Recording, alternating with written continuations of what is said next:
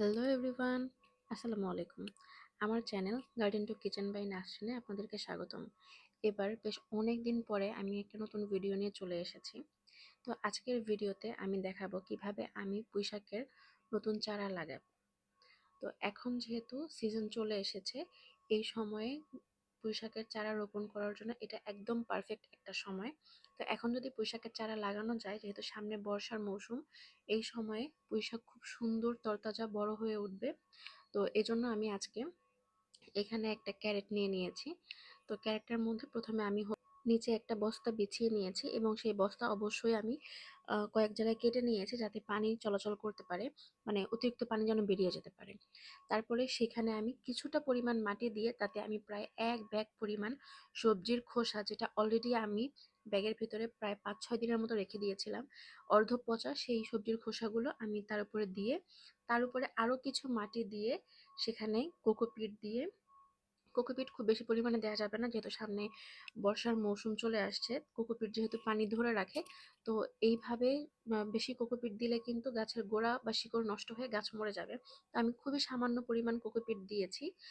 না, যেহেতু বর্ষার পাশাপাশি যেদিন যেদিন বৃষ্টি না হয় সেদিন দেখা যাবে যে প্রচুর রোদ উঠবে। একটু কোকোপিট না থাকলে হবে কি, পানি ধরে রাখবে না এই মাটিতে, তখন আবার গাছ নেতিয়ে যাবে। তো সেই জন্য আমি খুবই হালকা করে কিছু পরিমাণ কোকোপিট দিয়ে তার উপরে আবার মাটির একটা লেয়ার করে সেখানে এই যে আমি একে একে করে এখানে লাল ডগার পুঁইশাকগুলো রোপণ করে দিচ্ছি। এখানে আমার কাছে লাল ডগার এই পুঁইশাক ছিল মনে হয় 7টার মতো।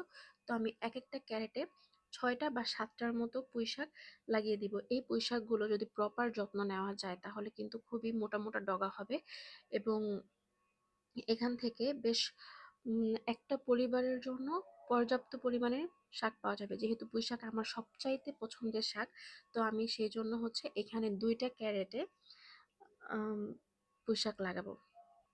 কারোর যদি ছাদে অল্প জায়গা থাকে যে আপনারা অনেক ধরনের শাক সবজি লাগাতে পারছেন না, তবে সেই ক্ষেত্রে আমি বলবো আপনারা পুঁইশাকটা লাগাবেন। কারণ পুঁইশাক আসলে খুবই অল্প যত্নে খুব সুন্দরভাবে বেড়ে ওঠে এবং এটার জন্য আসলে তেমন কোনো বাড়তি যত্নের কোনো প্রয়োজন হয় না। এই যে এখানে দেখতে পাচ্ছেন আমি আরও একটা ক্যারেট রেডি করে নিচ্ছি। এটাতেও আমি সেই একইভাবে নিচে বস্তা বিছিয়ে, তবে এখানে আমি যেই সবজির পচা অংশগুলো দিয়েছি সেটা প্রায় 15 দিন ধরে পচানো ছিল। তো এটার জন্য কালো কালো হয়ে গেছে। তো ওইটা আসলে খুবই ভালো কম্পোস্ট সার হিসেবে কাজ করবে। এই জন্য আমি ওই সারটা ব্যবহার করেছি এবং ওইটা নিচের দিকে দেওয়ার কারণ যখন পুঁইশাকটা বেশ বড় হবে, তার শিকড় ছড়িয়ে যাবে, তখন যেন এই পুষ্টিটা পায়। উপরের দিকে দিলে যেটা হতো যে যেহেতু এটা আরেকটু পচতে সময় লাগবে, অতটা সময় আমার হাতে নেই, তখন আবার দেখা যেত যে গাছ বিভিন্ন ছত্রাক বা ব্যাকটেরিয়া আক্রমণ হতে পারতো।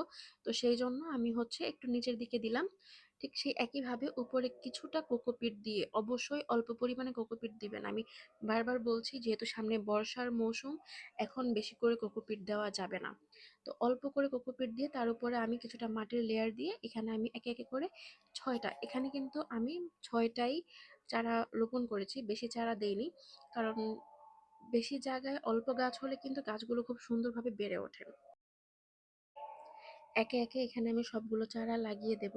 তো এই চারাগুলো আমি নার্সারি থেকে নিয়ে আসার পরে কিন্তু আমার ছাদে যাতে অ্যাডজাস্ট হতে পারে সেই জন্য আমি প্রায় 3 দিন রেখে দিয়েছিলাম, তারপরে আমি পট করছি। অবশ্যই আপনার নার্সারি থেকে আনার পরে 2 থেকে 3 দিন আপনাদের পরিবেশের সাথে খাপ খাইয়ে নেবেন, তারপরে আপনাদের চারাগুলোকে রোপণ করবেন, নয়তো গাছের ক্ষতি হতে পারে। আর এই তো এভাবে করেই আমার লাগানো হয়ে গেল। ভিডিও ভালো লাগলে আপনারা প্লিজ একটা সাবস্ক্রাইব করে দেবেন এবং লাইক কমেন্ট করে পাশে থাকবেন। পুঁইশাকের পরবর্তী আপডেট নিয়ে আমি চলে আসব নতুন অন্য আরেকটা ভিডিওতে। আর টিল দেন সবাই ভালো থাকবেন। আল্লাহ হাফেজ। সবগুলো লাগানো শেষে আমি এখন উপর থেকে হালকা করে পানি ছিটিয়ে মাটিটা ভিজিয়ে শেষ করছি।